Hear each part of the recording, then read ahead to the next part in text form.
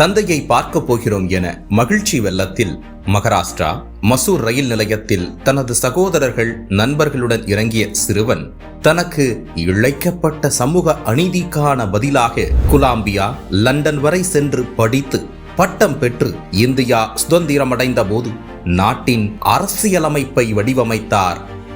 அவர் வேறு யாருமில்லை, நம் கொள்கை தலைவரான பீமாராவ் ராம்ஜி அம்பேத்கர் தான். அவரது 69வது நினைவு நாளில் அவரை நினைவு கூர்கிறோம். அம்பேத்கர் இயற்றிய இந்திய அரசியலமைப்பு என்பது உலகிலேயே மிக நீண்ட அரசியலமைப்பு சட்ட வரையறை. ஆம், இதை அம்பேத்கர் தனியாளாகத்தான் எழுதி முடித்தார். அரசியலமைப்பு சட்டத்தை எழுத ஒரு குழுவை தலைமை தாங்கிய போதும் யாரும் அம்பேத்கருக்கு உதவியாக செயல்படவில்லை. இதை அப்போது அந்த குழுவில் இருந்த கிருஷ்ணமாச்சாரி பாராளுமன்றத்தில் வெளிப்படையாக குறிப்பிட்டிருந்தார்.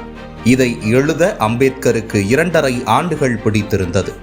படித்த பள்ளிக்கூடத்தில் தண்ணீர் குடிக்க அனுமதி இல்லை, குடிக்கும் மண் குடத்தையும் தொடக்கூடாது, நண்பர்கள் கூட தண்ணீர் பெற்றுத்தர உதவியதில்லை என நூல்களில் குறிப்பிட்டுள்ள அம்பேத்கர் அதற்கான பதிலாக முன்வைத்தது சமூக நீதியையும் சமத்துவத்தையும் தான். பல விதங்களில் நம்மை நமது எதிராளிகள் ஒடுக்க நினைத்த போதும் அதற்கெதிராக சட்ட போராட்டம் நடத்தி சமூக நீதியை நிலைநாட்டும் முயற்சியில் நம் கொள்கை தலைவர் வழியில் தமிழக வெற்றிக் கழகம் வாகை சூடியே தீரும்.